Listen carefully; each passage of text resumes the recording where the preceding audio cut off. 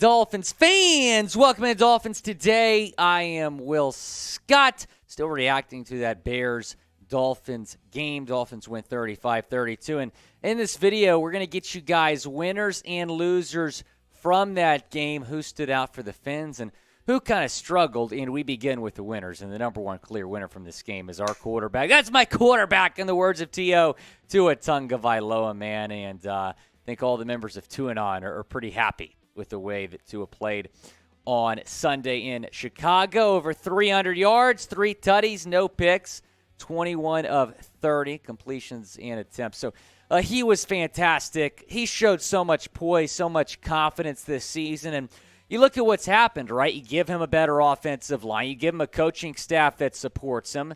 You give him some weapons, and he's turned into legitimately a top 10 quarterback in this league. I don't think that's a hot take to say that Tua right now is a top 10, maybe even a top 5, dare I say, quarterback in the NFL. He's having an MVP caliber season. He absolutely deserves to be in that conversation, and so does Tyreek Hill. I think Tyreek Hill belongs in the MVP conversation. He is a clear winner from this game, 143 yards. I mean, if you've gone to BetUS and taken his receiving overs, he's hit pretty much every game, 7 receptions, 1 touchdown in this game for Tyreek. So he's been awesome, man. And, you know, like I said, the weapons with Tua, when we got Tyreek in that trade, we knew the potential that he was going to have, the impact, I should say, that he was going to have in this offense, and we're seeing that come to fruition.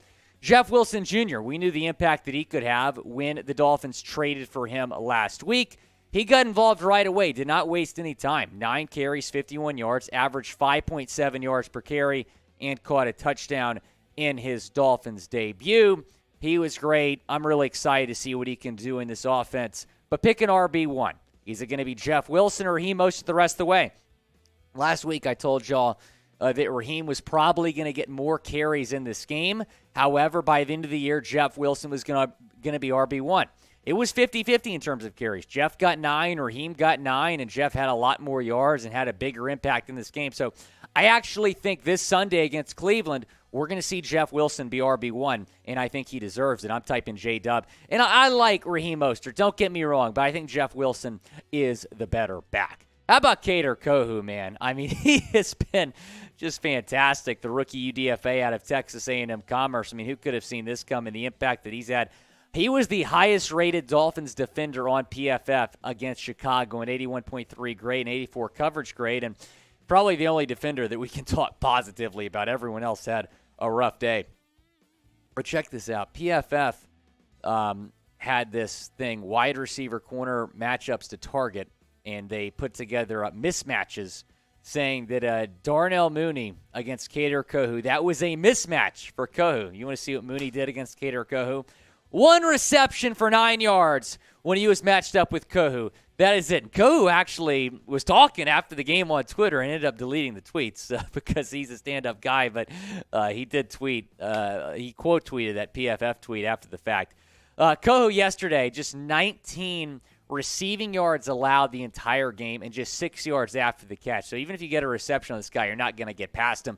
Imagine where this defense and specifically the secondary would be without Kader Kohou. I don't even want to think about it. I mean, you lost Nick Needham. You lost True Williams. You have Kohou right now who's pretty cemented as CB2. And even if Byron Jones comes back, maybe Kohou would get more snaps than Byron Jones. But Kohou has been great, and we're very fortunate to have him in Miami.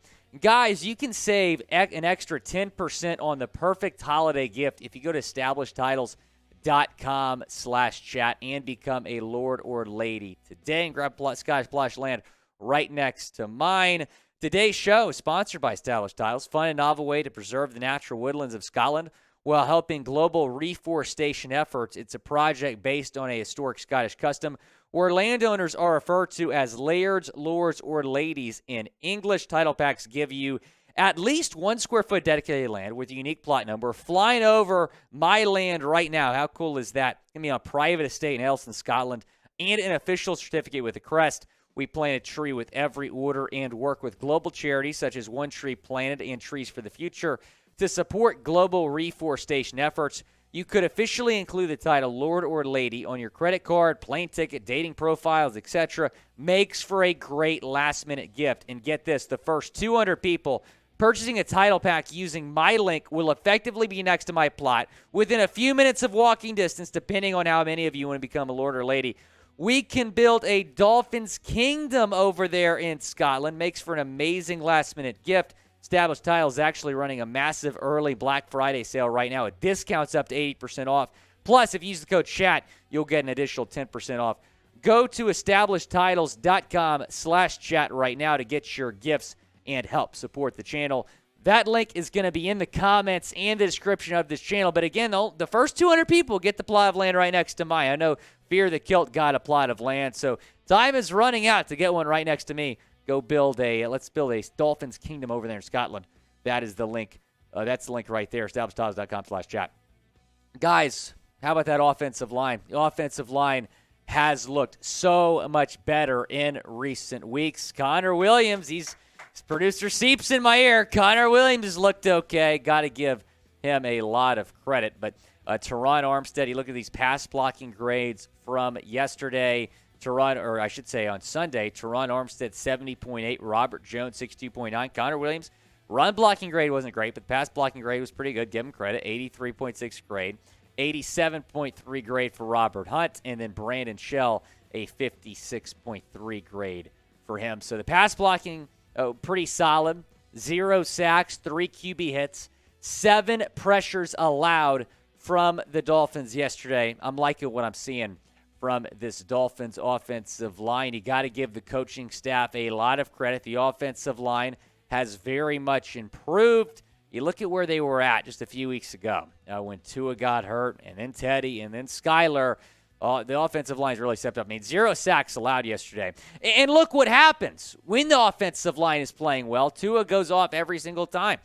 What is your confidence level in the offensive line? 3 or 4 weeks ago, I would have said a 0. Now I'm saying, okay, maybe a 6 or 7. There's still room for improvement, but the offensive line has certainly gotten better. And again, give Matt Applebaum and this coaching staff a lot of credit because the offensive line may be the unsung heroes of this 3-game win streak. They've played well the last couple of weeks. Who's not played well the last couple of weeks is this defense. And that's on Josh Boyer, the defensive coordinator. I don't think he schemed well. I don't think he's made adjustments well outside of that. Well, give him credit. The Detroit game, they didn't allow any second-half points. But on Sunday, they just were abysmal the entire game. 32 points allowed against the Bears. That's a problem.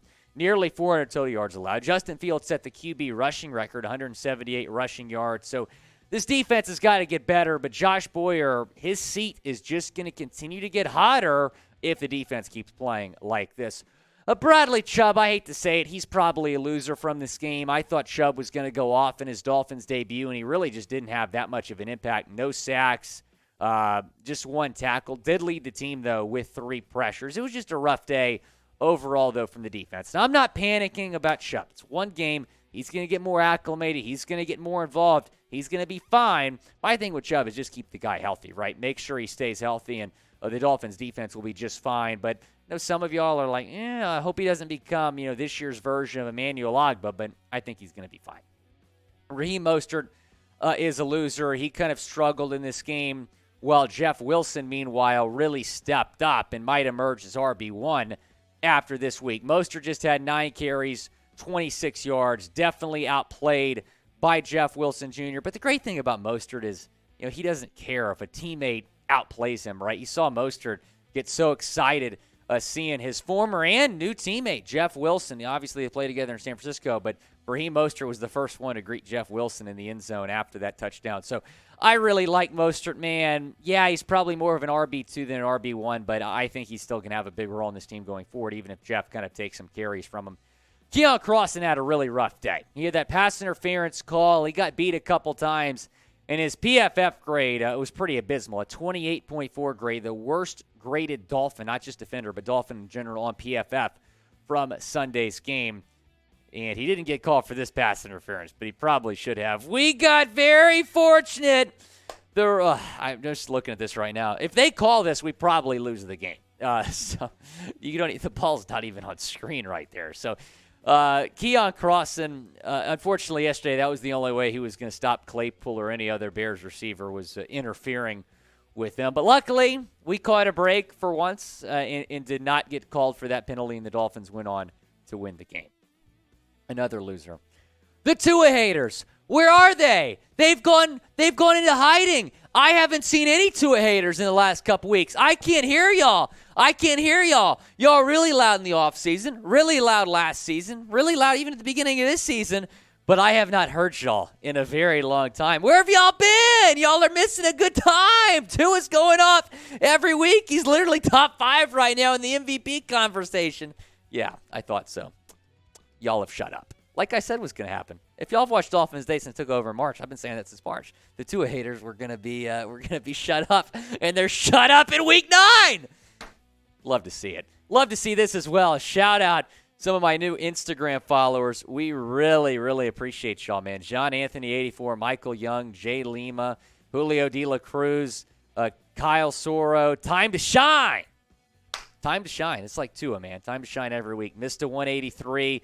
B. Watts 99, Colin Grant, Keno, Nino. We appreciate all of you. Follow me on Instagram. Go follow me on IG at Willie Fins, and be sure to subscribe to the channel. Getting you guys another video tomorrow. We're going to be live on Thursday previewing the Browns game. That's going to be an interesting game, but certainly a game the Dolphins should win. Also, going to get you guys a mailbag and more news and rumors. So subscribe, turn on your notifications so you know when we post a video and you know when we go live.